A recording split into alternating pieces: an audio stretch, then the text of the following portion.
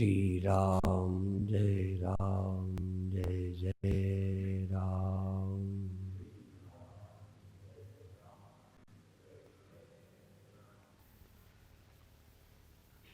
माताओं, बहनों और भाइयों,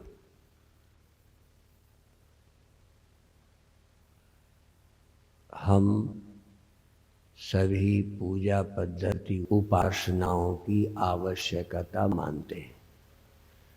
परम ज्ञानी शंकराचार्य भी कर्म उपासना ज्ञान का महत्व बताते हैं। जिन शंकराचार्य को हम साक्षात शंकर का अवतार मानते हैं, वो वेद का आदर करते हैं। वेद के विपरीत अपने किसी मत की स्थापना नहीं करते। जो भी वो कहते हैं वेद का उदाहरण देते हैं। उस वेद के सत्य के प्रतिपादन में सारी बुद्धि और शक्ति लगाते हैं। उसके लिए ग्रंथ लिखते हैं। इसलिए हम सब लोग वैदिक हैं।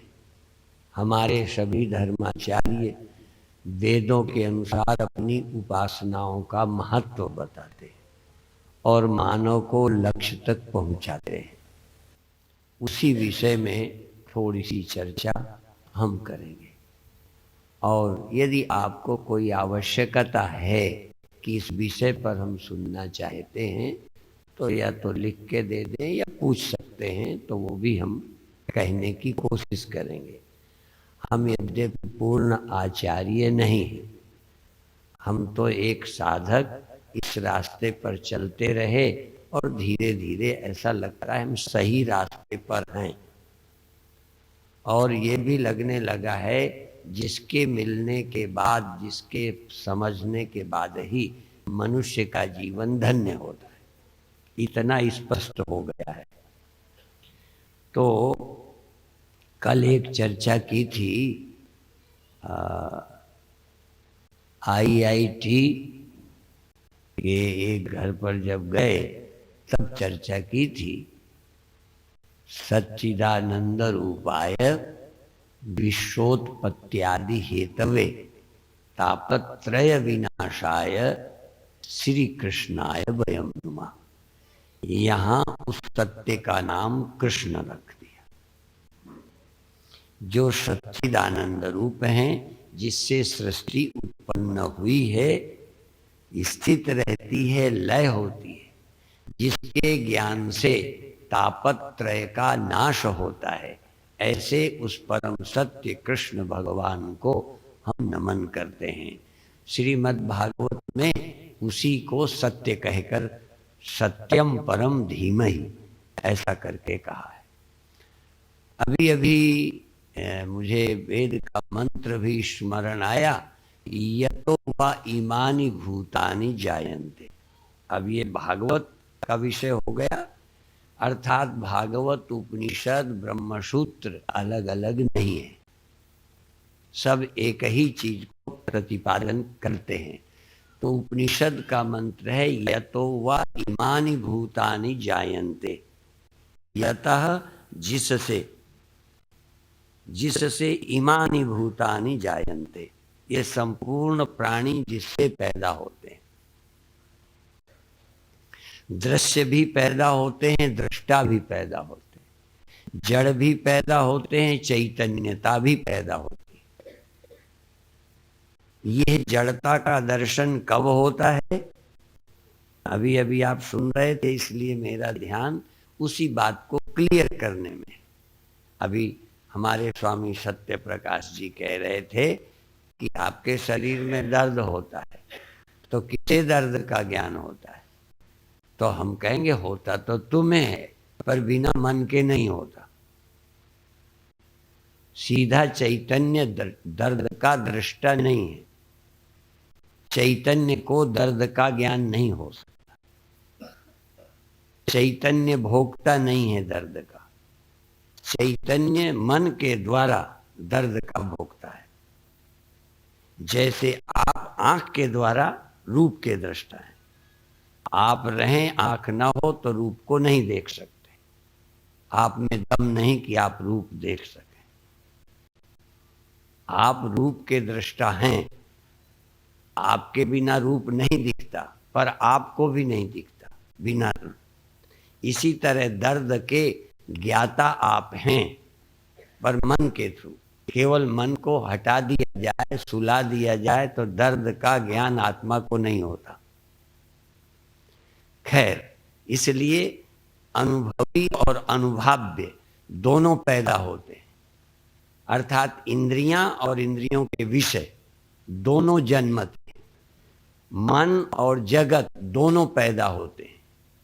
जगत और जगत का अनुभवी प्रकट होता है।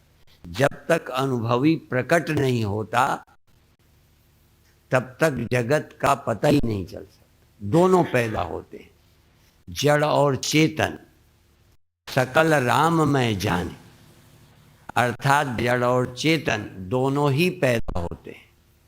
फिर राम क्या है? कि पैदा हुआ चेतन जिससे पैदा होता है। एक चेतन पैदा,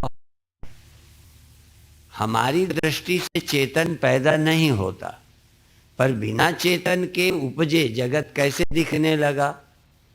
जैसे उपजी आग से चाय बनती है। अजन्मा आग से कोई चाय नहीं बना सकता, रोटी नहीं सेक सकता, अंधेरे को नहीं हटा सकता। अंधेरे का दुश्मन प्रकट हुआ, प्रकट हुई आग, प्रकट हुआ प्रकाश। प्रकट प्रकाश अंधेरे को खत्म करता है। समान चेतन, समान प्रकाश जो अग्नि है वो किसी को खत्म नहीं करती। अर्थात समान अग्नि लकड़ी की भी दुश्मन नहीं है।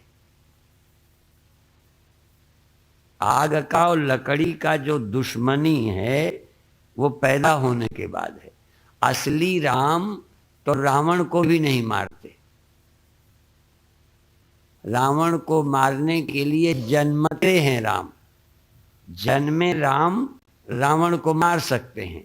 व्यापक राम रावण की आत्मा है, वो मार ही नहीं सकते। नहीं तो प्रकट होने की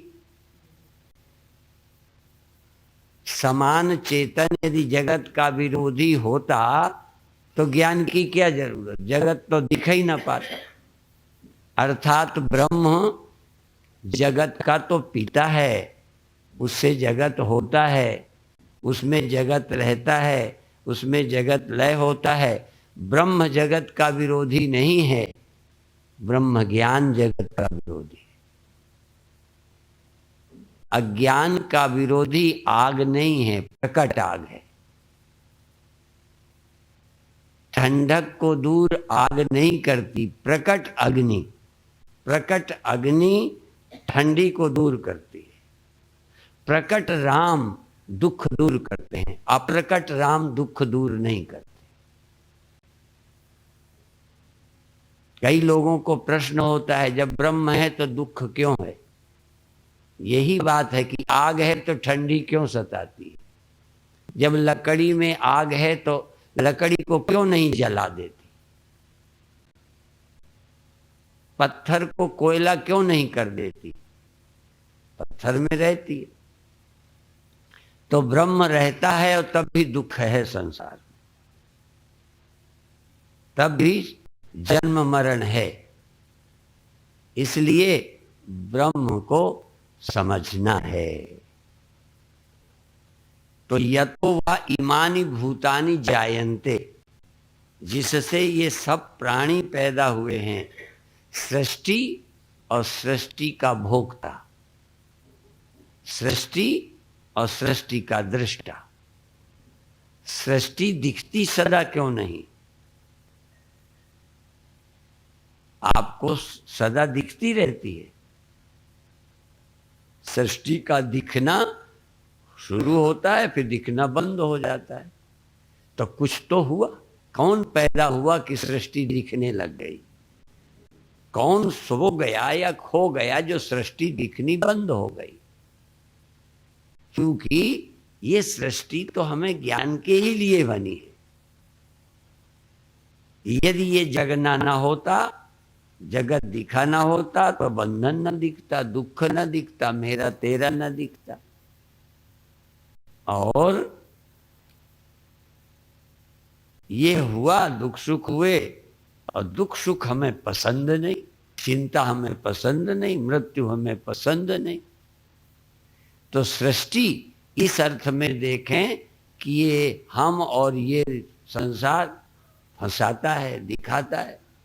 तो यतो वा इमानी भूतानि जायन्ते, जिससे इमानी भूतानि बहुवचन है, इमानी भूतानि जायन्ते, एन जातानि एक शब्द, और एन जातानि जिसके द्वारा पैदा किए गए हैं, जिससे हुए हैं, जिसके द्वारा पैदा किए गए।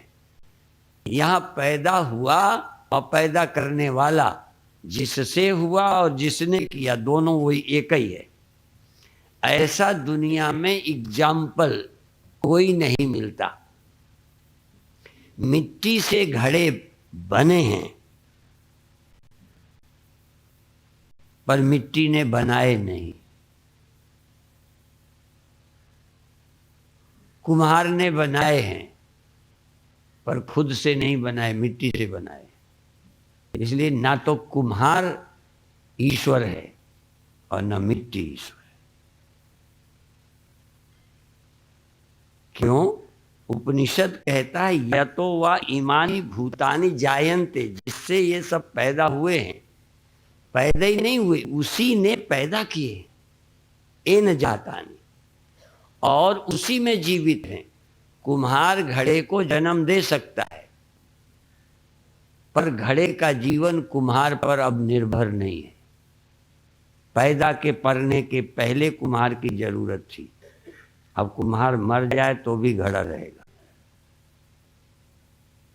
लाल किला अभी तक बना है, ताजमहल अभी तक बना है, बनाने वाला मर गया। बनाने वाले का अब मोहताज ताजमहल नहीं है। सृष्टि बनाकर भगवान मर जाए, सृष्टि चलती रहे, ऐसा भगवान नहीं है। ध्यान रखना कि उसने स्टार्ट कर दी सृष्टि, अब वो खत्म हो गया, चलती रहेगी। तुमने मशीन चला दी, अब चल रही है ऑटोमेटिक। ऐसा ईश्वर नहीं है। ईश्वर ने दुनिया बना दी और वो सो गया, चल रही है। तुम मशीन चला के सो जाते हो, चलती रहती है। ऐसे ही भगवान भी क्षीर सागर में अब सो गए। भगवान क्या है? यतो वा इमानि भूतानि जायन्ते एन जातानि जीवन्ति, उसी में जीवित रहते, उसके बिना कोई रह ही नहीं सकता। यहां तक चेतन ही जीवित नहीं है, जड़ का भी जीवन है वो। माने किसी का है पना उसके बिना नहीं रह सकता, जैसे घड़े का है पना मिट्टी के बिना नहीं रह सकता। घड़े के है पने को मिट्टी जीवित रखती है, कुम्हार नहीं। जन्म तो देता है पर जीवन अब मिट्टी के बल पर है, कुम्हार के बल पर नहीं। तो ये सृष्टि जीवित भी उसी के बल पर रहती है जिसने बनाई है। जिससे बनी, जिसने बनाई, उसी में ये रहती है। कुम्हार ने बनाई, घड़ा कुम्हार में नहीं रहता। बिल्डिंग मिस्त्रियों ने बनाई, कारीगरों ने बनाई, बिल्डिंग अब मिट्टी में रहती है। ये सृष्टि परमात्मा ने स्वयं बनाई, स्वयं से बनाई। सृष्टि का अभिन्न निमित्तोपादान कारण ईश्वर है। इसलिए सृष्टि परमात्मा से भिन्न नहीं है, उसी में रहती है, उसी से हुई है और लीन भी उसी में होती है। घड़ा कुम्हार में लीन नहीं होता। बिल्डिंग कुम्हार की खोपड़ी में लीन नहीं होती, वो मिट्टी में लीन होती है। ये सृष्टि परमात्मा में ही लीन होती है। इसका मतलब सृष्टि का उपादान भी परमात्मा है। नहीं वो बना देता, लीन जिसे बनाता उसमें होती। ये जगत परमात्मा में ही लीन होता है। और अंत में यतो वा इमानि भूतानि जायन्ते येन जातानि जीवन्ति यत् प्रयन्त्यभिशं विशन्ति तद ब्रह्म तद विजिज्ञासस्व। उसका नाम ब्रह्म है और तद विजिज्ञासस्व, उसको जानो। इस मंत्र में जानो पर जोर दिया है, उसे जानो। पहले विश्वास करो, मानो, पर लक्ष्य है जानो। माना हुआ भगवान भक्ति देगा, माना हुआ भगवान आपके हृदय को रस देगा, मुक्ति नहीं देगा। मुक्ति तो जाना हुआ भगवान देगा। जब तक हम भगवान को जानेंगे नहीं, तो भागवत में उस सत्य का नाम कृष्ण कहा है और उपनिषद ने उस सत्य का नाम ब्रह्म कहा है। अर्थात उसी को तुलसीदास ने राम कहा है। यन्माया वसवर्ति विश्वमखिलम ब्रह्मादि देवासुरा यत् सत्वादमृषैव भाति सकलम रज्जौ यथा हेर्भ्रम यत्पादपलव मेकमेव हि भवाम्भोधे स्थितिरसावताम वंदे हम तम अशेष कारण परम रामाख्यमीशम हरिम। उस राम नाम से जाने जाने वाले प्रभु राम को हम नमन करते हैं। वही राम हैं, वही कृष्ण हैं, वही जानकी राधा। ये संसार भरम में भूले तासे लागी बाधा। लोग तो राम और कृष्ण को भी कहते हैं हम किसका भजन करें। कई कहेंगे हम तो कृष्ण भक्त हैं, राम के नहीं। कई कहेंगे राम के हैं, हम कृष्ण के नहीं। कई कहेंगे राम कृष्ण के हैं, शिव के नहीं। कई कहते हैं हम शिव को मानते हैं, हम वेदांती नहीं हैं, हम ब्रह्म को नहीं मानते। धन्य हो, बधाई देने लगे। इतना ना समझ हिंदू हो गया।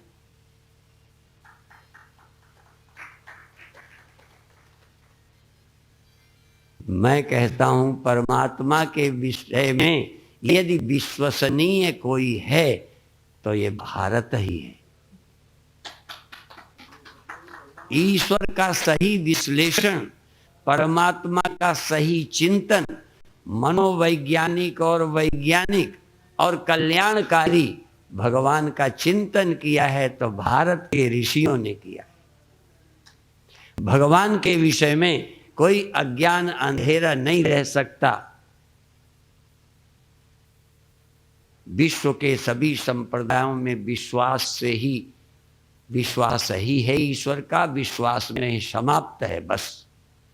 विज्ञान वहां है ही नहीं। किसी का चौथे में रहता है, किसी का सातवें में रहता है, किसी का ऐसे, उस पर चिंतन नहीं है।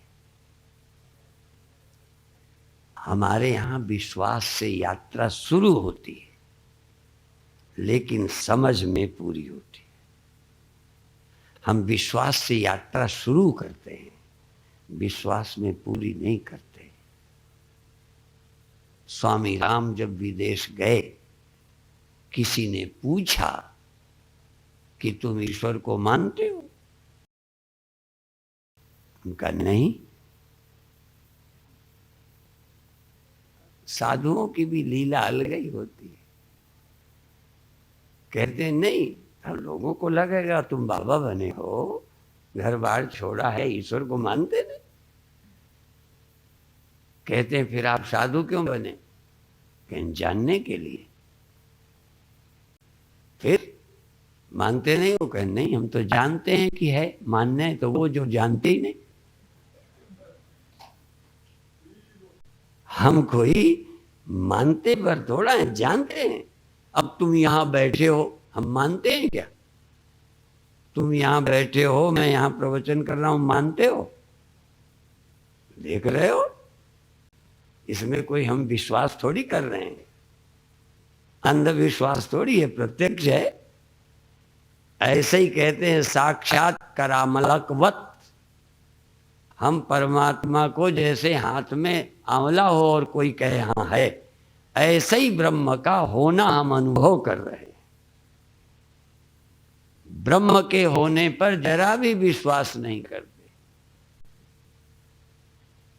साक्षात ब्रह्म हम अनुभव कर रहे हैं, कौन है, कैसा है। तो थोड़ी मेहनत तो करनी पड़ेगी। तुम देखो, हमको देख के विश्वास अपना मजबूत करो। हमारा जैसा बुद्धू, गांव में जन्म, पढ़ाई लिखाई कुछ नहीं, यदि हमारे जैसे लोग, और भी कहूं कबीर जैसे लोग, जिनके बाप का ठिकाना नहीं, कहां पले,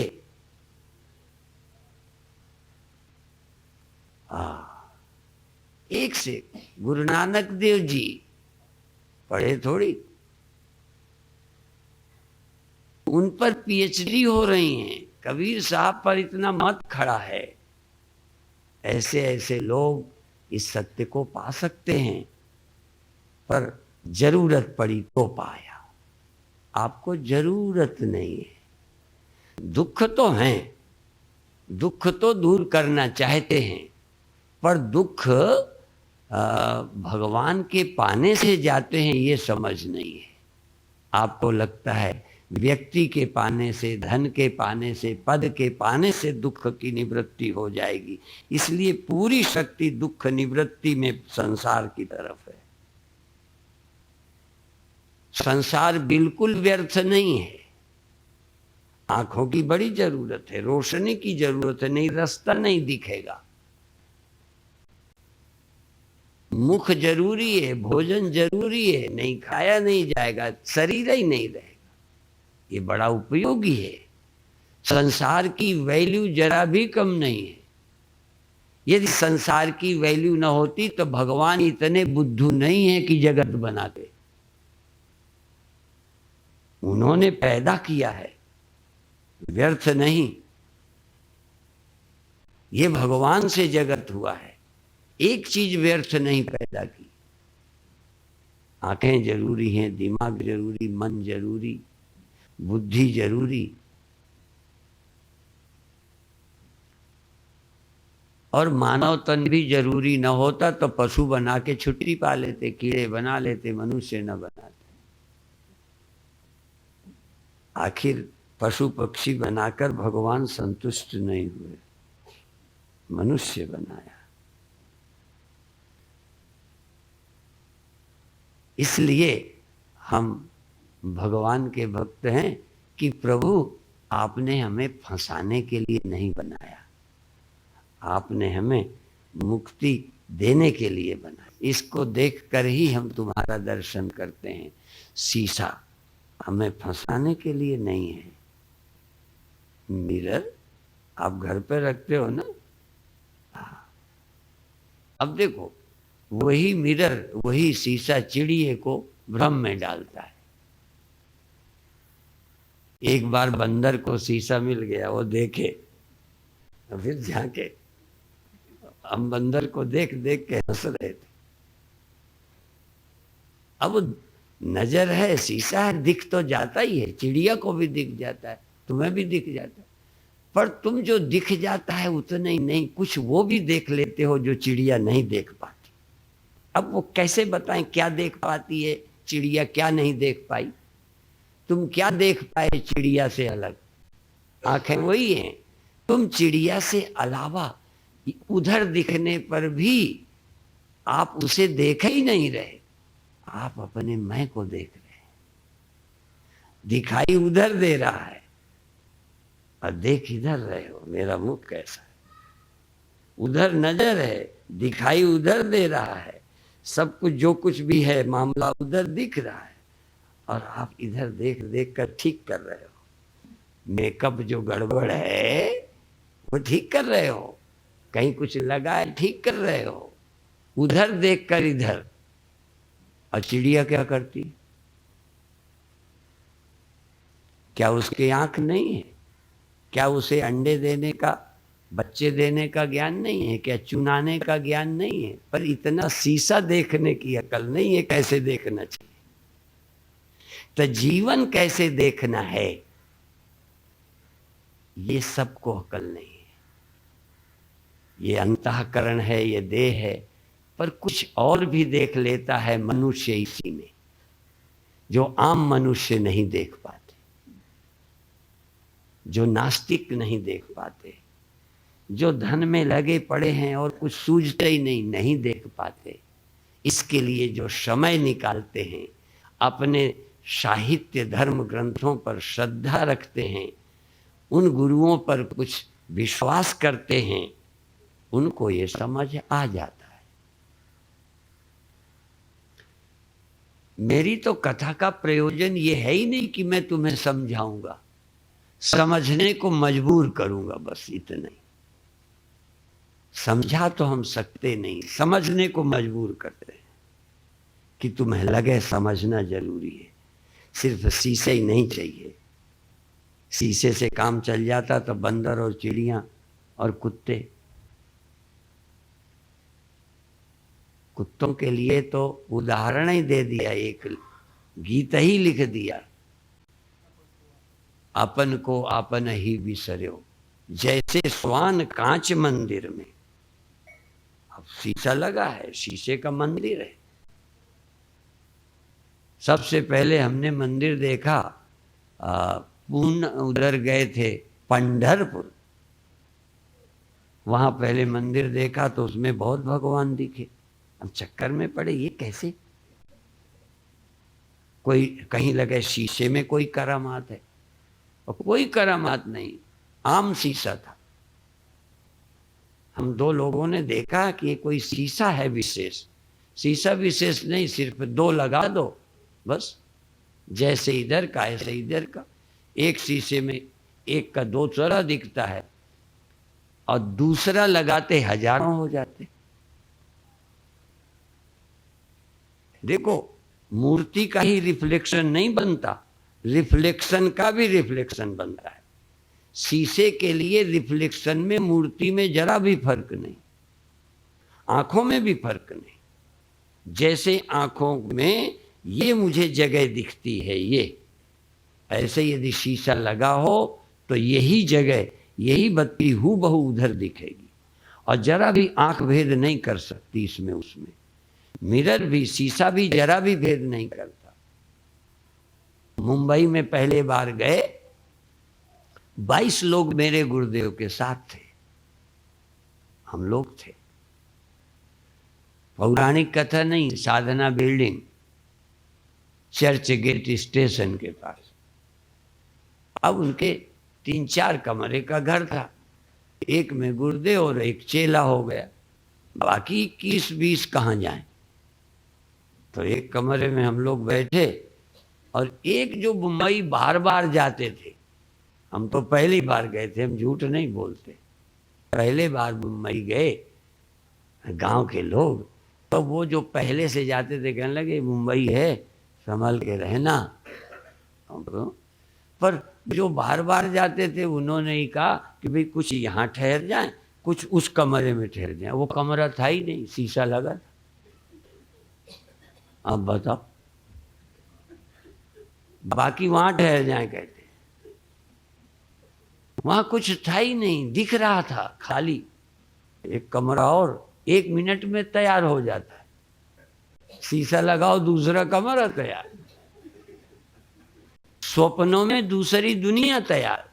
ऐसे ही पत्नी, बच्चे, सड़कें, सांप, बिच्छू, मौत, दुख, गाली, मान, अपमान, सब तैयार 1 सेकंड में। क्या है स्वप्न? क्या नहीं खड़ा हो सकता? और इन आंखों को नहीं पता चलता, अकल ना हो। और कोई भी ऐसा एक भी आदमी लाओ जिसको शीशे में कभी दूसरी जगह होने का भ्रम ना हो गया। इतना दिमाग रखने पर भी भ्रम हो जाता है। इसलिए यह सृष्टि एक बहुत रहस्य है। इस रहस्य के लिए यह रहस्य रघुनाथ कर, यह रहस्य रघुनाथ कर वेगी न जाने कोई, जाने तो रघुपति कृपा, उन्हीं की कृपा हो। जाने तो रघुपति कृपा, सपने मोह न होए। फिर स्वप्न में भी मोह नहीं होता, क्योंकि कुछ भी दिखे, जिनका मोह नष्ट हुआ एक ही दिखता है। सब दिखते हुए एक ही दिखता है। सब दिखाई देते हैं पर सब में इतने सच नहीं, इतने मैं तू यह वो नहीं, इतने जीव नहीं, एक ही चैतन्य जीव और जगत होकर दिखता है। रज्जौ यथा हे भ्रमा, ये गोस्वामी जी लिखते हैं। उनके राम, तुलसी के राम दशरथ पुत्र भी हैं, तुलसी के राम जानकी पति भी हैं, सीता पति भी हैं। तुलसी के राम का वनवास भी हुआ है, लेकिन तुलसी के राम ब्रह्मा है। यदि तुलसी के राम ब्रह्म नहीं है तो फिर क्या है? और यही कहना चाहते हैं, तुम किसी के भाई भी हो, किसी के बेटा भी हो, तुम जगते सोते भी हो। कैसे कह सकते हो कि देह ही है, जगता सोता नहीं? देह अकेला है, जगते सोते नहीं हो। जगते सोते नहीं तो देह भूलता कैसे, देह दिखता कैसे? और राम भी जगते हैं, राम भी सोते हैं। रामायण उठाइए, राम का देह है, राम बचपन से बड़े हुए हैं, राम और राम जगते हैं, सोते हैं, संध्या करते हैं। तुम करो चाहे न करो, तुम तो राम से भी बड़े हो। राम संध्या करते हैं, ध्यान करते हैं, गुरु की सेवा करते हैं, पिता की आज्ञा का पालन कर लेते हैं। कष्ट हो जाए तो हो जाए, और जरूर कुछ न कुछ कष्ट तो होता ही होगा बिना जूते के। और अब से पहले हम लोग सब ऐसे ही रह लेते थे, अभी भी वनवासी रह लेते हैं। धीरे धीरे आदतें बदलती जाती हैं। तो व्यवहारिक जीवन राम का है, उनका जैविक जीवन जागना सोना है। उन्हें भी जगत भूल जाता है, उन्हें भी जगत दिखने लगता है, सो जाते हैं। और राम साक्षात परब्रह्म हैं, कभी नहीं सोते। राम सो जाएं तो दुनिया रहेगी कहाँ? सब सोते हैं, सब जगते हैं, सब बनते हैं, सब मिटते हैं। राम न बनते हैं, न मिटते हैं, न जगते हैं, न सोते हैं, और न एक जगह हैं। राम में सारी दुनिया रहती है, राम कहीं एक जगह रहते हैं। हाँ, ये भी वही जब पूछते हैं मैं कहाँ रहूं, राम जब वनवास में जाते हैं, रहने की जगह पूछते हैं, तो उत्तर क्या मिलता है? तुम पूछो। देखो, अब लोग व्यवहार भी है, तुम पूछो कि रहूं कहाँ। राम से कहते भाई तुम पूछते हो कि मैं कहाँ रहूं। अब मैं थोड़ा, चूंकि मैं छोटा हूं, आप भगवान हो, मैं पूछने में संकोच कर रहा हूं। तुम तो पूछ लिया रहने की जगह, अब मैं तुमसे पूछना चाहता हूं। संकोच तो है, पर मैं पूछना चाहता हूं, तुम कहाँ नहीं हो पहले ये बताओ। तुम पूछो कि रहूं कहाँ, मैं पूछत सक जाऊं, जहां न हो तहां देहु, कहीं तुम्हें दिखाऊं ठाऊं। मैं तुम्हें रहने की जगह बताऊंगा, पर पहले ये बताओ तुमसे जगह खाली कहाँ है? कौन से राम है ये? तो क्या दशरथ वाले राम को तुलसी मानते ही नहीं? मानते हैं। दशरथ के राम ही से तो जगह, दशरथ से पैदा हुए राम जगह मांग रहे हैं, और उन्हीं को कह रहे हैं तुम्हारी जगह कहाँ नहीं। माने राम, लोग कहते एक राम दशरथ का बेटा, एक राम घट घट में लेटा, एक राम का सकल पसारा, एक राम सब जग से न्यारा। ऐसा लगता है जैसे 4 राम हैं। हम क्या कहते हैं, हम थोड़ा बहुत खुराफात कर लेते हैं, क्या करें, हम इसी को बोलते हैं, पर ऐसे बोलते हैं। वही राम दशरथ का बेटा, वही राम घट घट में लेटा, उसी राम का सकल पसारा, वही राम सब जग से न्यारा। कोई हजारों राम नहीं है, वही है। हम पैदा हुए भगवान कृष्ण को और अजन्मा कृष्ण को दो नहीं मानते। हम पैदा हुए दशरथ पुत्र सईस दासरथी रामा, ऐसा व्याकरण में पढ़ते हैं, सईस दासरथी रामा। और फिर कहते हैं रमनते योगिनो यस्मिन, योगी लोग जिसमें रमते हैं, जिसमें विश्राम पाते हैं, जिसमें चैन पाते हैं, वही राम है। अब ऐसा यहां भी लगता है जैसे 2 राम बना दिए व्याकरण वाले। हमें लगता है जिसमें योगी विश्राम करते हैं वो राम, और जो विश्राम देने के लिए शरीर धर के आए वो राम। आप भी समझो, कोई वेदांती नास्तिक नहीं होता, कोई ब्रह्मोपासक सगुण उपासना का, साकार उपासना का खंडन नहीं करता, पर वो साकार तक रुकता नहीं, आगे बढ़ता है। वो साकारोपासक, सगुणोपासक और निर्गुणोपासक, निर्गुण निराकारोपासक, तीनों का उपासक। कैसे छलांग लगा लोगे एकदम, ये तो क्रम है। इसलिए आप भगवान की भक्ति में, प्रेम में, जप में लीन हो जाओगे, भक्ति करोगे साक्षात भगवान समझकर, तो भगवान अपने छिपे हुए स्वरूप को प्रकट कर देंगे। अर्जुन को भगवान कहते हैं गूढ़ो आत्मा न प्रकाशते। ये धर्मस्य तत्वम निहितम गुहायाम महाजनो येन गतः सपंथा। महान लोग जिस तरह गए हैं वैसे ही चलो। यद्यपि वो छिपा हुआ है, हृदय की गुफा में छिपा है, परमात्मा मिलेगा, लेकिन कैसे मिलेगा, जैसे और लोग गए वैसे ही चलो। हम लोग कोई इसको एक ही दिन में थोड़ी समझ पाए थे, धीरे धीरे, इसलिए लगे रहो। तो अधिक मैं क्या बताऊं, ये इसलिए मैं बोल देता हूं कि आप ज़्यादा झंझट में न पड़कर जो आपके गुरु ने बताया उस मंत्र का जाप करो। मंत्र जाप मम दृढ़ विश्वास।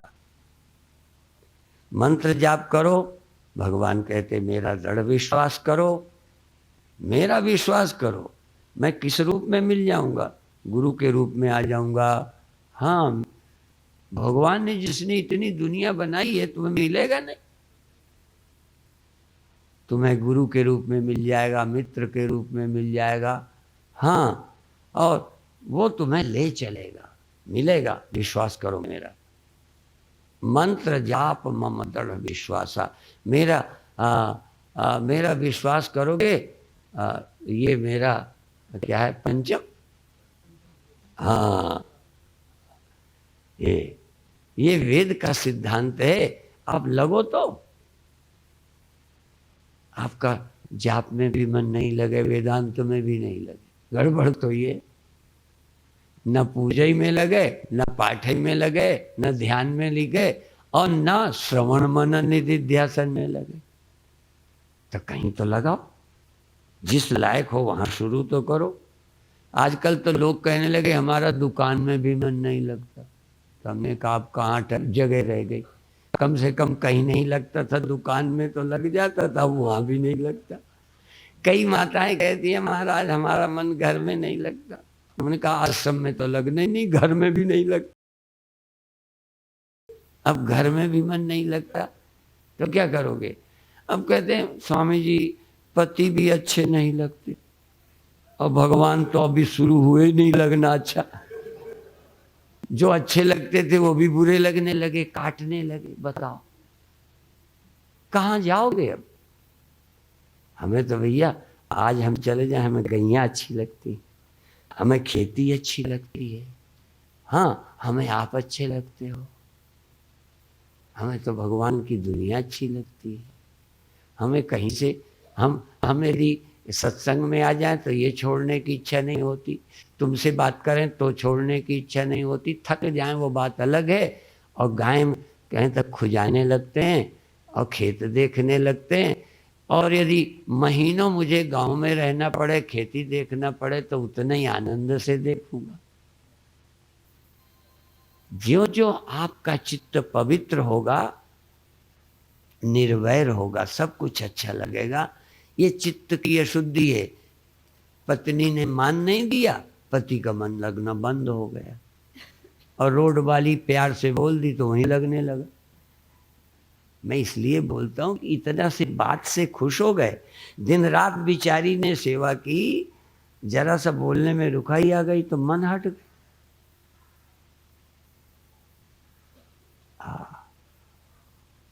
जिसने जीवन लगा दिया उससे प्यार हट गया। मैं नहीं कामी होने की बात नहीं कहता, पर तुम्हें नफरत क्यों हो गई? नफरत काम से हो जाए तो बात बनती है, पत्नी से क्यों हो गई? काम से नफरत हो जाए अच्छी बात है, मोह न रहे तो जिनसे मोह नहीं उनके लिए हम काम करते हैं। हमारे कौन लगते हैं जिन निर्धन बच्चों के लिए, रितंभरा परित्यक्त बच्चों के लिए काम करती है? क्या कोई मां करेगी जैसे रितंभरा करती है? बच्चों के लिए गोद में लेती है, कटहल से बच्चे लद जाते हैं उसके साथ। तुम्हें बच्चों से प्यार नहीं, क्या है जिंदगी? हम एक विकलांग मंदबुद्धि बच्चों का विद्यालय इंदौर में चलाते हैं। एक महिला है, उसकी मुख्य है, वो बच्चे से, उन पगल बच्चे, मंदबुद्धि बच्चे, विकलांग बच्चे, उनमें ऐसी मस्त रहती है कि तुम अपने बच्चों में नहीं रह सकते।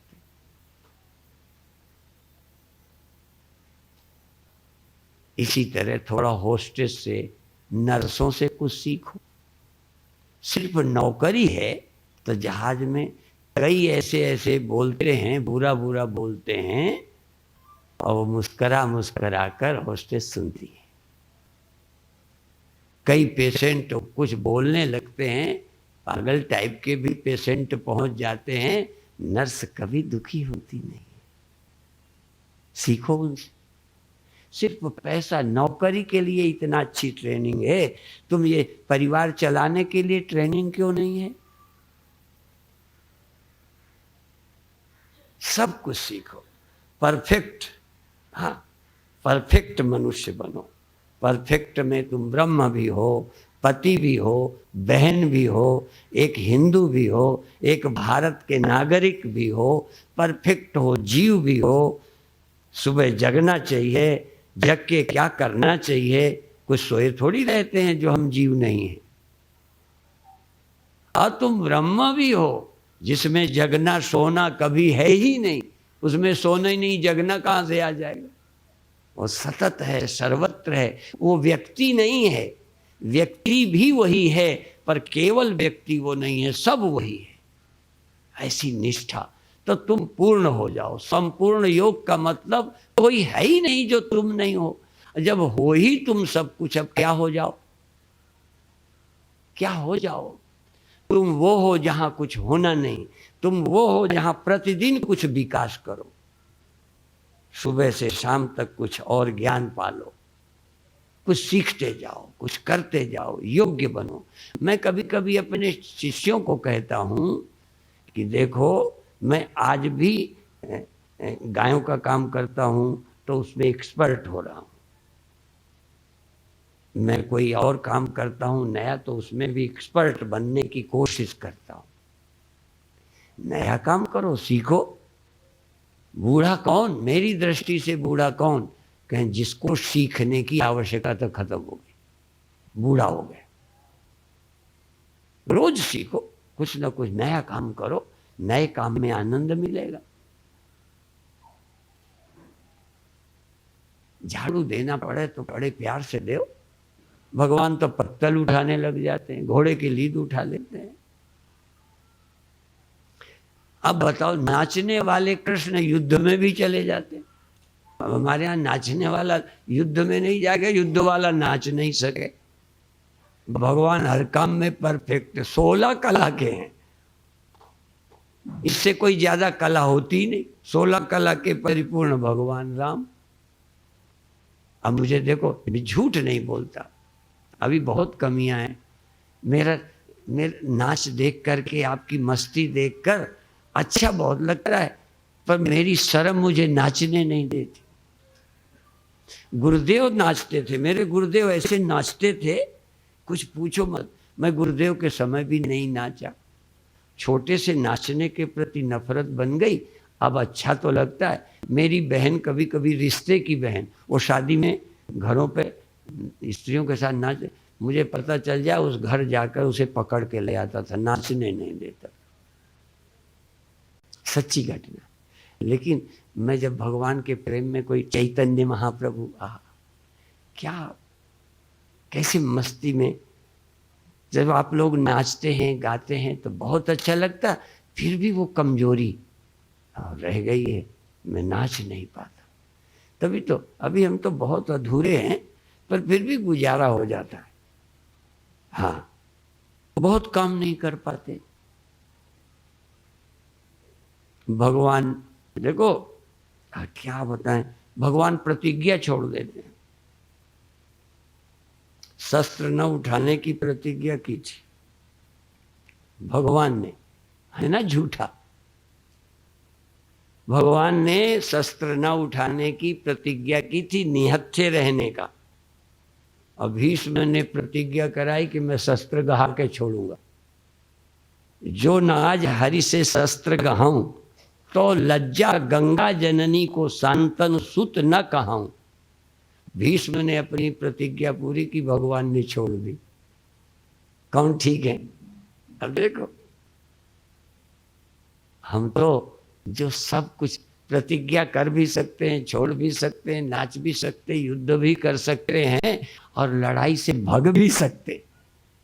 रण छोड़ नाम है, बताओ, ऐसे ऐसे नाम हैं उनके, हम और परिपूर्ण ब्रह्म।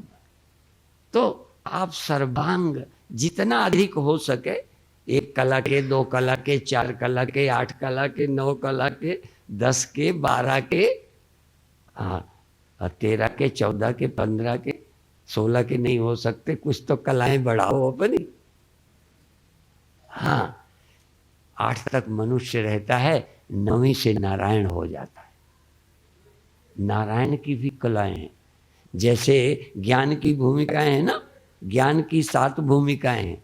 3 जिज्ञासु की हैं, 3 जिज्ञासु की, 4थी ज्ञानी की, और ज्ञानी के बाद फिर 3 और होती हैं, 6वीं, 7वीं, 8वीं, 5वीं, 6वीं, 7वीं, 4 के बाद। 4 ज्ञान के बाद होती हैं।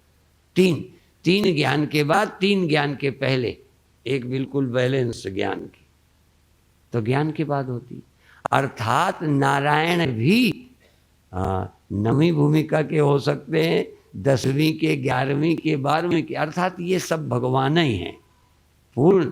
लेकिन फिर भी उनमें भी राम भगवान, लोग कहते हैं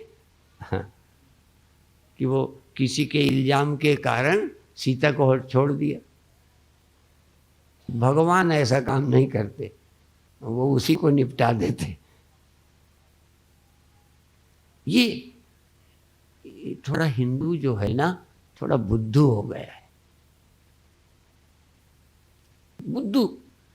बुद्धिमान बनो, आस्थावान और बुद्धिमान। आस्था के साथ बुद्धू नहीं बनना है। भगवान कितने ऊंचे हैं, फिर भी जीवन है। तो आप धीरे धीरे धीरे धीरे परिस्थितियों को देखते हुए भी चलना सीखना चाहिए और अंदर से मुक्त रहना चाहिए। राजा भी बनो, नेता भी बनो, हाँ सब कुछ बनो। एक अच्छी माँ बनो, अच्छे भाई बनो, अच्छे पिता बनो, अच्छे पति बनो, अच्छे नेता बनो, अच्छे मिलिट्री के, पुलिस के आदमी बनो, अच्छे नौकर चपरासी बनो, अच्छे बनो। कई बार हमें जब रद्दी लाउड स्पीकर मिलता है ना, लगाने वाला, तो हमें लगता है हम यदि लाउड स्पीकर लगाने का काम करेंगे तो भी हम बहुत जिम्मेदारी से लगाएंगे, सावधान रहेंगे, सीखेंगे, ट्रेनिंग लेंगे। क्यों ना, जब मेरी ड्यूटी है तो मैं सीखूं। मुझे गाड़ी चलानी हो तो गाड़ी का ख्याल करूं, सफाई करनी तो सफाई कर्मचारी बनूं। क्या है, बनने में क्या लगता है, कुछ बड़ा होना बाकी नहीं। जो जो होना है वो अध्यात्म से हो लिया। हाँ, भगवान कहते हैं तीनों लोकों में मुझे कुछ करना पाना बाकी नहीं है। नानमाप्तमवाप्तव्यम त्रिषु लोकेषु किंचन। ये भगवान की बात का भरोसा करते हो? भगवान भरोसे के हैं, मैं जान के कह रहा हूं। भगवान कहते तीनों लोकों में कुछ भी अप्राप्त नहीं है जिसके पाने के लिए मैं काम करूं। नानमाप्तमवाप्तव्यम त्रिषु लोकेषु किंचन। तीनों लोकों में कुछ भी पाने का मुझे बाकी नहीं है। अब वर्त एव च कर्मणि, फिर भी मैं काम करता हूँ। अब तुझे अभी स्वर्ग पाना बाकी है, बेवकूफ, साधना नहीं करता, राज्य पाने चाहता है, ईमानदारी नहीं बरतता। तू दुनिया में नाम चाहता है, काम करना नहीं चाहता। मुझे कुछ नहीं चाहिए तब तो मैं कर रहा हूं। और तुझे चाह भरी पड़ी है तब भी ईमानदार नहीं बनता, सच्चे मन से नहीं लगता। भगवान तो कहते हैं तुझे कोई फल की आकांक्षा न रहे तब भी काम ऐसे कर जैसे अज्ञानी करते। अर्जुन को कहते हैं तू अज्ञानी की तरह काम कर, जैसे वासना मोही, लोभी, अभिमानी, स्वार्थी लोग लगे हैं उतना ही तू लगन से लग जा काम में, फिर भी तू निस्वार्थ हो। मरना जीना सृष्टि का परिवर्तन चलवा रहे हैं तो तुम भी इसमें उसके ही उसी की अभिव्यक्ति हो, उसके कार्य में आप सहयोगी बनकर काम करो। अभी भक्ति अलग से कब करोगे?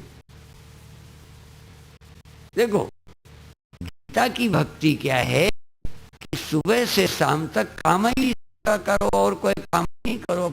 अलग से भक्ति की क्या जरूरत पड़ेगी? भक्ति का अलग हमारे की है, ये सब काम भगवान का नहीं है। क्या है, ये भगवान का है। लड़का खिलाना भगवान का नहीं है, शादी भगवान की नहीं, दुकान भगवान की नहीं, खाना भगवान का नहीं। यदि आप समझते हो के मन से कहीं तुमको रास्ता न मिल जाए दुकान में फंसने का, मेरे प्रवचनों से परिवार में फंसकर मोह तो छोड़ो नहीं। स्वामी जी ने तो कहा है रोना भी नहीं मिटने वाला, ये भी ध्यान रखना। रोने की छुट्टी चाहते हो तो सब काम सुबह से शाम तक भगवान। यहां तक मैं तो उदाहरण बहुत सांसारिक देता हूं कि गैया चारा खाना बंद कर दे, उपवास कर दे एकादशी का, कई दिन उपवास करे तो दूध कम हो जाएगा। तो वो अपने पुण्य के लिए उपवास करे, जिसके लिए गाय आई है खूब दूध देवे, खूब चारा खावे, जवान होवे, बच्चे पैदा करे, बैल भी हमें देवे। कौन ज्यादा भगत है गाय कि एकादशी का व्रत करे, फिर तीजा का व्रत कर ले और फिर और कोई व्रत करे और भूखी रहे और काम वासना भी नहीं जाए, बच्चा भी नहीं, दूध भी नहीं। कौन गाय सेवा कर रही? अभिप्राय है तुम अपनी हर शक्ति का उपयोग भगवत कार्य में करो, तन मन धन भगवत कार्य में लगो। और उस अव्यक्त तुम्हें व्यक्त किया है, अव्यक्त की गोद में पुनः समा जाना है। इतनी देर व्यक्त किया है, काम करें बस। जड़ वस्तु काम करती है, चैतन्य वस्तु भी काम करे। जैसे रामायण की चौपाई सरलता से इसलिए कि तुम्हें याद रहे, यद्यपि इतना टिकेगा नहीं जब तक भक्त नहीं बनोगे, जाप नहीं करोगे, सुमिरन नहीं करोगे, अंतर ध्यान नहीं करोगे, तब तक जो मैं कहता हूं ये सब ऊपर से उड़ जाएगा, अच्छा लगने पर भी उड़ जाएगा। कई जगह जब मैं बोल के आता हूं तो कई लोग कहते हैं आज तो प्रवचन ऊपर से निकल गया, ऐसे कहते हैं। इसलिए इसके के लिए थल बिन जल कहूँ रह की सकाई, बिना थल के जल कहीं टिकता। प्रवचन टिकने के लिए भी थोड़ा हमें भक्ति, ध्यान, भजन करना चाहिए। नहीं, बात अच्छी होने पर ये टिकेगी नहीं, मुझे पता है ना, पर अच्छी इसलिए मैं एक बार सुना देता हूं कि ये ख्याल में आवे कि सब व्यर्थ नहीं है, ये बहुत उपयोगी है। और यदि भगवान का काम करोगे तो तुम्हारा काम अपने आप हो जाएगा। अपने आप चाहिए शांति, मुक्ति, निश्चिंतता अपने आप आ जाएगी। खैर, तो गीता का एक श्लोक, ब्रह्मार्पणम ब्रह्म हविर ब्रह्माग्नौ ब्रह्मणाहुतम ब्रह्मैव गंतव्यम ब्रह्म कर्म समाधिना। और वो क्या, यज्जुहोषि ददासि यत् तपस्यसि कौन्तेय तत्कुरुष्व मदर्पणम। यद अस्नासि, जो खाते हो वो भी अर्पण कर दो। अब ये गीता का कैसे लगाओगे? जो खाते हो वो खाली खाओ मत, भगवान को दे दो। यद अस्नासि, जो तुम खाते हो वो भी भगवान के लिए खाओ। जो ट्रैक्टर डीजल खाता है, क्यों खाता है? अपने लिए। अच्छा, ट्रैक्टर डीजल खाना बंद कर दे, मुझे नहीं चाहिए, तो क्या करेगा? तो डीजल, यदि ट्रैक्टर डीजल खाता है तो मालिक के लिए कि अपने लिए? यदि बैल चारा खाता है तो चारा खाएगा तो आप हल पे चलेगा। पर बैल, पेड़, पेड़ वृक्षा फले न आप, नदी न अचवे नीर। तो पेड़ अपने लिए नहीं फलता, पर चूंकि अकल ही नहीं है इसलिए फल रहा है। यदि अकल होती तो अपने लिए फलने लगता।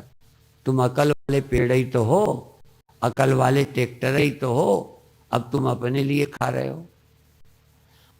तो खाना बंद थोड़ी करना है, अपने लिए। अर्थात तुम खाओ कि मैं स्वस्थ रहूंगा, कर्म के लायक रहूंगा और भगवान का काम करूं। यदि ये ट्रैक्टर के पास अकल होती तो डीजल खाना बंद करता क्या? नहीं खाता, पर काम के लिए खाता। अभी है, अकल है ही नहीं है इसलिए डाल।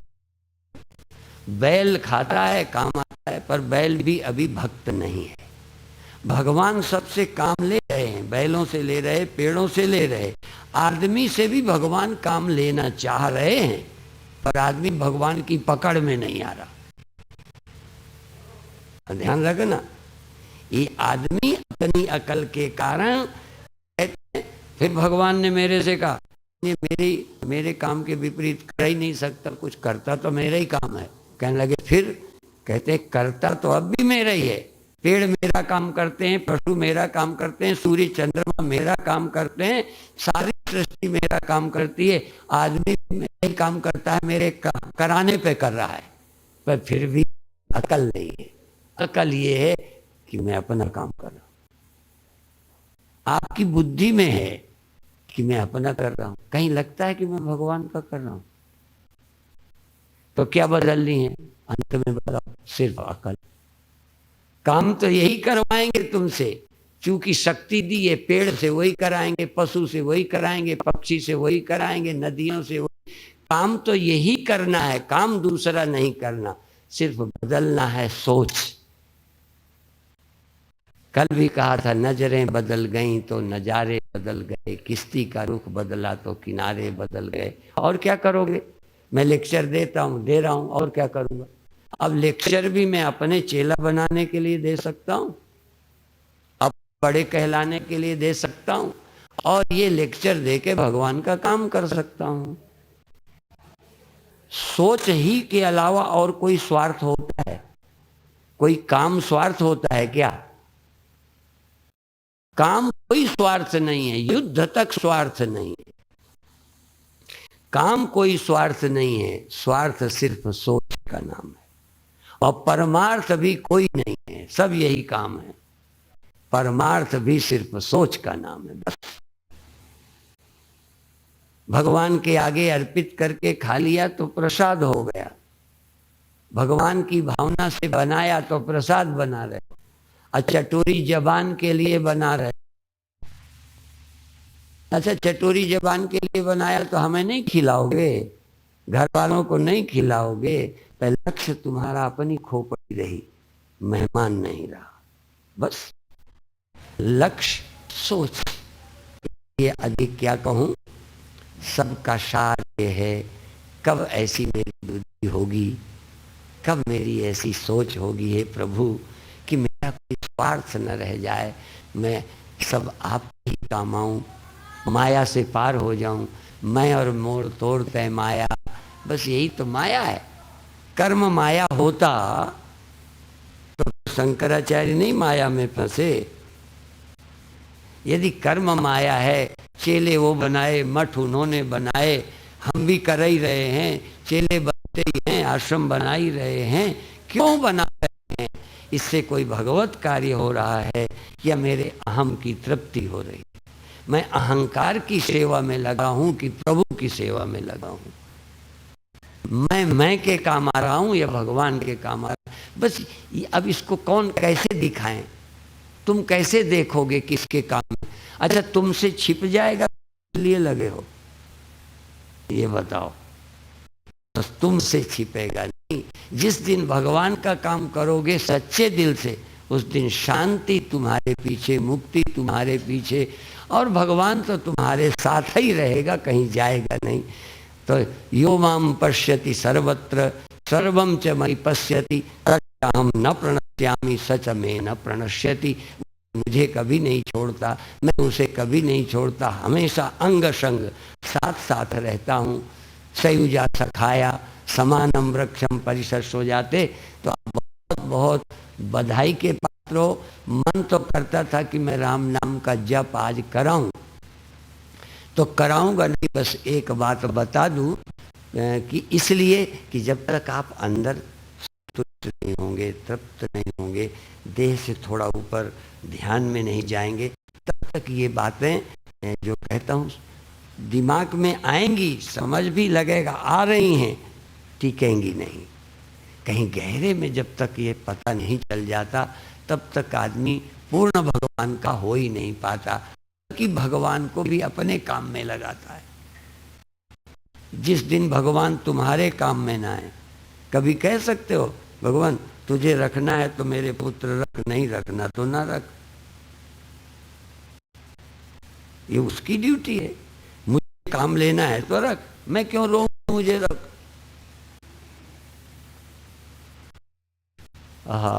मुझे रखने का काम वो जाने, मैं बेईमान नहीं हूं। जितने दिन रखना है रख। और हम क्या कहें, यदि हमको इतना हमने मंदिर बनाया, अब मेरे को अब वापस कर रहे हो। भगवान वापस करते हैं, हम राजी हैं उसी में, उसमें तेरी रह जाए। यहाँ यूं भी वाह वाह है, वो भी वाह वाह है। अर्थात यहाँ आके हम रहने लगे, यहाँ आके यहीं कि हम अपने को मान बैठे। हमने इस सोच को, माया ने जो अकल दी वो हमने मान ली, जो परमात्मा अकल देते हैं वो नहीं ले रहे। तो परमात्मा देखो, प्रकृति तुमसे सब काम करवाएगी, परमात्मा देंगे। ये सब प्रकृति ने दे रखा है तुमको, हाँ। और परमात्मा एक सोच देते हैं, इस माया से पार जाने के लिए प्रभु का स्मरण रखो। भगवान ने कहा तू मेरी आज्ञा से चल, मेरे कहने से लड़। जब भगवान कहें तो अर्जुन कहता है मैं नहीं लड़ूंगा, मोह आ गया। और जब भगवान के पास लड़ने की सहायता लेने कौन गया था? हाँ, हम ही भगवान से वरदान मांगते रहते हैं, ये दे दो, ये दे दो, ये दे दो। तो भगवान को हम अपनी सेवा में न लगाकर हम भगवान की सेवा में लग जाएं। इसलिए हमको भक्तों में हनुमान बहुत अच्छे लगते हैं। हनुमान जी कुछ नहीं चाहते और भगवान के काम में लगे हैं। हाँ, इसीलिए आजकल हनुमान चालीसा तो भाई सुंदर कांड, क्या एक जगह मैंने सुना लखनऊ में, मुझे बहुत प्यारा लगा सुंदर कांड। एक दिन कुंभ में हमने सुंदर कांड का पाठ रखाया है किसी के द्वारा। सुंदर कांड तो अपन पढ़ लेते हैं, लेकिन वो जिस ढंग से उन्होंने कहा वो भी उनका करामात है। उसी चीज को कहने वाला कैसे? वही भोजन तुम अच्छा बना के दो, अच्छा लगता है, वही भोजन ऐसा बना दो कि गले न उतरे। हाँ, तो ये भगवान की कथा भी कोई कोई कहता है इसके द्वारा हमारे गले में उतर जाती है। तो हनुमान जी का चरित्र, हनुमान जी का जीवन, हनुमान जी की सोच हमारे जीवन में आ जाए, हम भी हनुमान की तरह भगवान के काम करें, यंत्र बन जाएं और अभिमान ना हो। हाँ, हनुमान जी को अभिमान भी नहीं, नहीं तो हम तो थोड़े दिन काम करते हैं तो फिर आश्रम वाले के स्वामी बन जाते हैं। ये लगता है स्वामी जी हमारे कहे पे चलें। हाँ, बहुत आश्रमों के ऐसे ही है, थोड़े दिन कोई सहायता करेगा और अपने अनुसार हाँकना चाहता है। तो आप बधाई के पात्र हो। एक बात, जैसे आप नाम जपते हो, मैं भी बहुत दिन ट्रेन में चुपचाप बैठे जब कभी फर्स्ट क्लास मिल गई तो उसमें दोई का कैबिन कोई नहीं, तो बस कीर्तन करते करते आनंद में डूब जाता। पहले थोड़ा जोर से करता, फिर थोड़ा धीमा करता, फिर और धीमा करता, फिर मन ही मन करता, फिर अमन में चला जाता। जैसे पी लेने वाले पीते ही रहते हैं क्या? पीने के बाद वो पी हुई के आनंद में डूब जाते हैं। ये नाम सुमिरन करते करते नाम की खुमारी जब चढ़ जाए तो जाप भी बंद। जाप मरे, अजपा मरे, अनदहु मर जाए, सुरति समानी सत्य में आही काल नहीं खाए। तो जपते जपते जप भी छूट जाए, मन भी मन न रह जाए, अमन हो जाए, क्रिया बंद, और हम उस निराकार में, प्रेम में डूब गए, उस आनंद में। ये इस तरह से आप जाप कर सकते हैं, श्वास से भी कर सकते हैं। जैसे बैठ गए,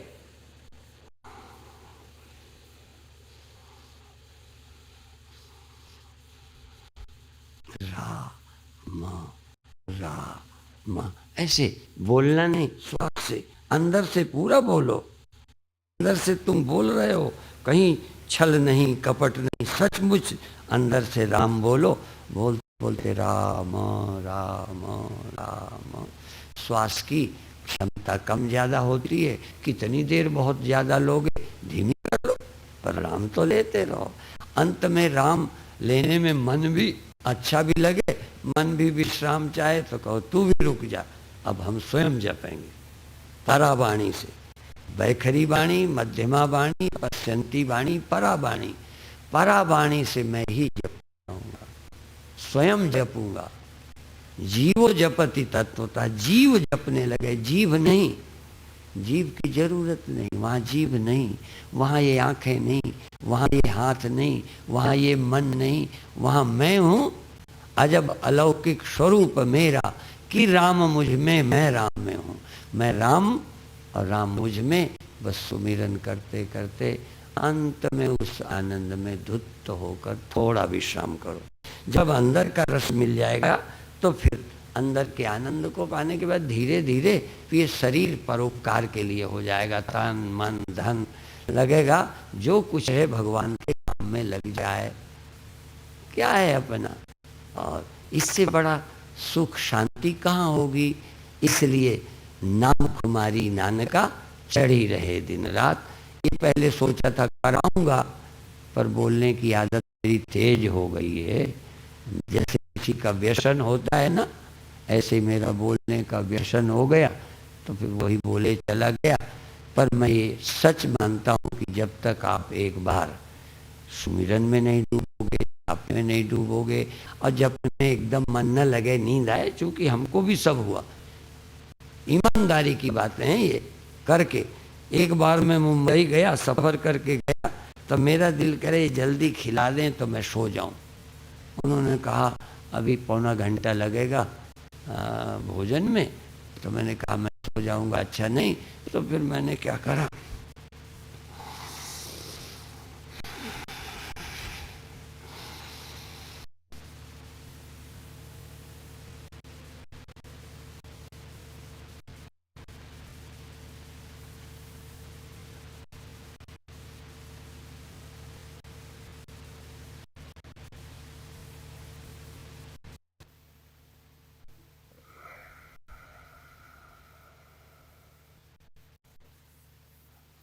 खूब श्वास भरी, पूरा शरीर में जोर लगा के ताकत लगाई, श्वास भरे भरे, फिर धीरे धीरे ताकत लगाना बंद कर दिया, फिर श्वास छोड़ दिया। श्वास छोड़ने के बाद शांत हो गया। जोर श्वास भर के लगाना, श्वास भरे भरे जोर लगाना, जोर लगाना बंद करके फिर श्वास छोड़ देना। ऐसे 3 बार किया तो कहीं आलस्य का पता नहीं था, मन शांत हो गया, आनंद में डूब गया। बस ऐसे 3 बार की। इसी तरह कभी कभी आलस्य आया तो जैसे कीर्तन करने का ढंग तो बहुत अच्छा है, इसको भी खूब करें खूब करें खूब करें, क्योंकि मैं थोड़ा साधनात्मक मेरी सोच है, तो खूब करो, फिर धीरे धीरे धीरा कर लो, फिर और धीमा कर लो, फिर और धीमा कर लो, फिर अंदर अंदर मन निष्क्रिय होते गए, पर कीर्तन बंद नहीं हुआ। स्थूल से सूक्ष्म में, सूक्ष्म से सूक्ष्मतर में मेरा कीर्तन चलता रहे और आनंद में डूब जाऊं। इस तरह से एक ये प्रक्रिया है। इसी तरह शरीर हिलाने की भी है, क्योंकि मैं नाचने का अभ्यास है नहीं, शर्म लगती है, वो बचपन से पता नहीं, एक छोटी सी आदत में नहीं छोड़ पाया। मेरा दिल भी करता है नाचूं, फिर भी शर्म मुझे नहीं नाचने देती। मैं झूठ नहीं बोल रहा, सच बोल रहा हूँ कि दिल करता है कि इनकी तरह मैं भी झूमूं। बाबा जी जब वो करते हैं, मेरा मन करता है, मैं नाचा ही नहीं आज तक, मैं शर्म। अब मैं क्या करूं, नहीं जाती लज्जा मेरी। अब देखो औरों को समझाता हूं कि इतनी लज्जा कोई पाप नहीं है, मैं नाच सकता हूं, समझता हूं, तो सारा सोच लेता हूं, मन मानते ही नहीं। क्या करूं मैं? कभी कभी सोचता हूं इतनी सी आदत, भाई तुम बुरा काम ना करो, नाचने में, भगवान के कीर्तन में हिम्मत ही नहीं पड़ती। मुझे पकड़ पकड़ के, अभी कल परसों में देहरादून था, तो वहाँ एक सिख परिवार की बेटी है, मेरा हाथ पकड़ करके जबरदस्ती यूं यूं कर लिया, और वो छोड़ा, पीछा छूटा, हिम्मत ही नहीं पड़ी। सच बात बोलता हूँ, तो मैं क्या करता हूँ, वैसे नाचने का नहीं तो प्राणायाम के नाम से ऐसे कर लेता हूँ।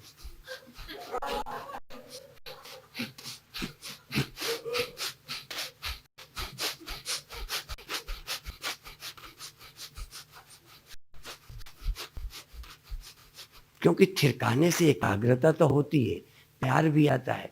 नृत्य के नाम से नहीं होता, उछल कूद कर लेता हूँ, तो मैं ऐसे ऐसे कर लेता हूँ। इसी से धीरे धीरे धीरे धीमा करके फिर श्वास श्वास में ऐसे करते करते करते फिर श्वास भी बंद, फिर शरीर तो लाश हो जाता है और मन भी शांत हो जाता है और अंदर सुमिरन में डूब जाता हूँ। तो ये विधियां मैंने बताई, इनमें से कोई विधि जो यहाँ चलती है वो कर सकते हो, पर मेरा आग्रह एक जरूर है, कुछ देर को वहाँ जाओ जहाँ शरीर की क्रियाओं की जरूरत नहीं, मन से कुछ करने की जरूरत नहीं, उस अमन में डूब जाए। ऐसा मेरे को हुआ है, तो लगता है ये रास्ता अच्छा है। इसलिए यहाँ आग्रह पद्धति का नहीं है, एक उस जगह का है जहाँ तन नहीं रहता, मन नहीं रहता, ख्याल कल्पनाएं नहीं रहती, पर चैतन्यता पूरी रहती है। वहाँ निद्रा नहीं रहती, चैतन्यता पूरी रहती है। यहाँ तन नहीं रहा और ये सब, लेकिन वहाँ तक जाते जाते नींद आ जाती है। यदि बहुत प्रसन्नता नहीं है, भक्ति नहीं है, तो तुरंत ही नींद आ जाती है। तो इसलिए नींद ना आवे और हम चैतन्य रहें, ये एक साधना पद्धति है। ये एक नहीं, अनेक, ये अनेक पद्धतियों में लक्ष्य एक है, चैतन्यता में जाना, प्रसन्नता में जाना, निर्विकल्पता में जाना, और जब जरूरत पड़े फिर बीच में क्रिया का सहारा लेना।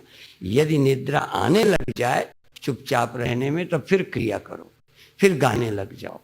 लय संबोधयेत चित्तम और विक्षिप्तम शमयेत पुनः। विक्षिप्त चित्त को एकाग्र करने के लिए और निद्रा में आने वाले को फिर क्रिया में लगाना, जिससे हम कुछ देर उस आनंद में पहुंच जाए जहाँ शरीर और विषय आवश्यक नहीं, केवल प्रभु का प्रेम नाम सुमिरन, वो हमने किया है। फिर जब लगने लगता है तो मंदिर में खड़े हो गए